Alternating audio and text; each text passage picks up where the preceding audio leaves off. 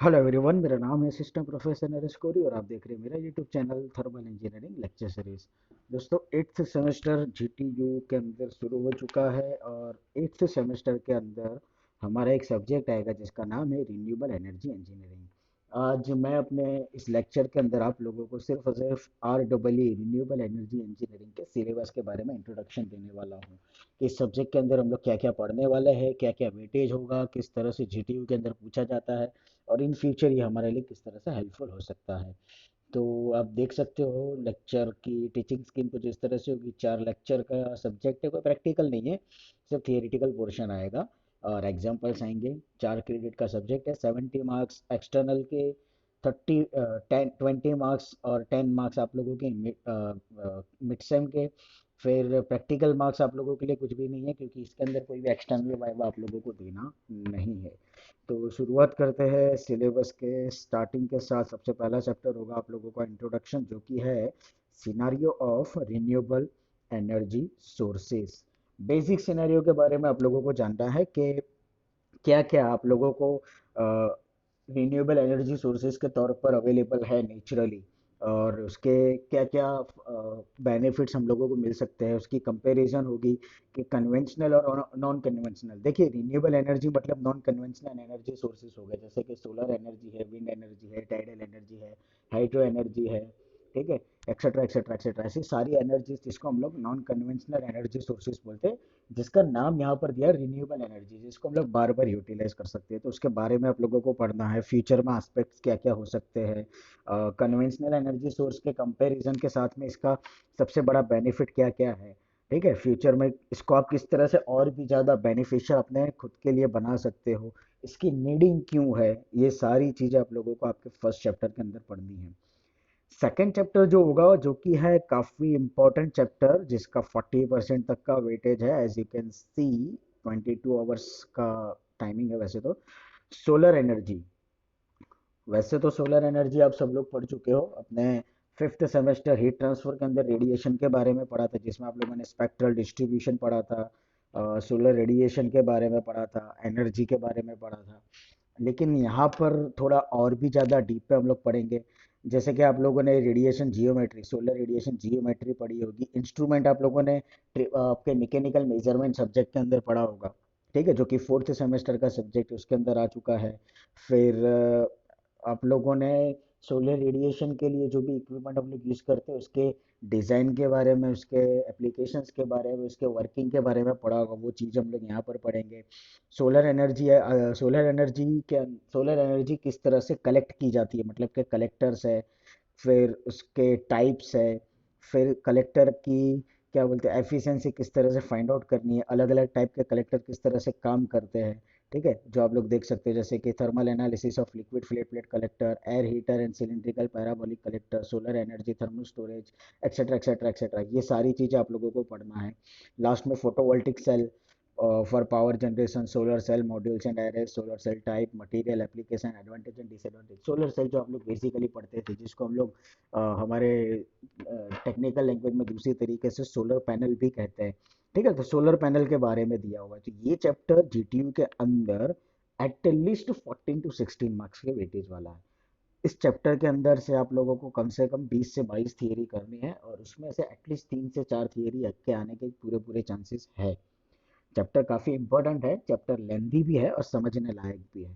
ठीक है, तो इसके अंदर मैं आप लोगों को काफ़ी चीज़ें पढ़ाऊंगा। सोलर कुकर आप लोग पढ़ चुके हो, solar steel, solar dryer, solar refrigeration and air conditioning, solar pond, बराबर, सोलर फर्नेस, हेलियोस्टेट। हेलियोस्टेट और सोलर फर्नेस तो चलो ठीक है, solar refrigeration and air conditioning थोड़ा हमारे लिए नया होगा। सोलर स्टील, सोलर कुकर और सोलर पॉन्ड, ये 3 चीज़ आप लोग स्कूल में भी पढ़ते थे और हो सकता है शायद अपने इंजीनियरिंग के स्टार्टिंग में कहीं पर आप लोगों को किसी फैकल्टी ने समझाया हो।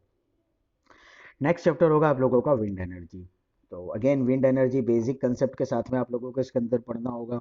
विंड एनर्जी के टाइप पढ़ने हैं, कन्वर्जन सिस्टम पढ़ना है, इफेक्ट पढ़नी है, angle of attack, wind speed, windmill rotors, horizontal and vertical axis rotors, drag and lift और power coefficient, tip speed ratio, etcetera etcetera etcetera, मतलब नंबर ऑफ थियरीज है, performance curve.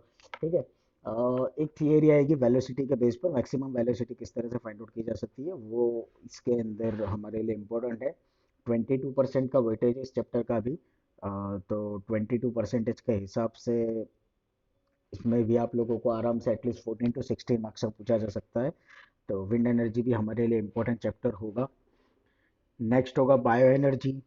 Bio energy आप लोग पढ़ चुके हो, biogas plant क्या होता है, किस तरह से जनरेट किया जाता है, क्या क्या इसके टाइप है, एडवांटेजेस क्या है, डिसएडवांटेजेस क्या है, बराबर, गैसिफिकेशन क्या होती है, एप्लीकेशंस क्या क्या है।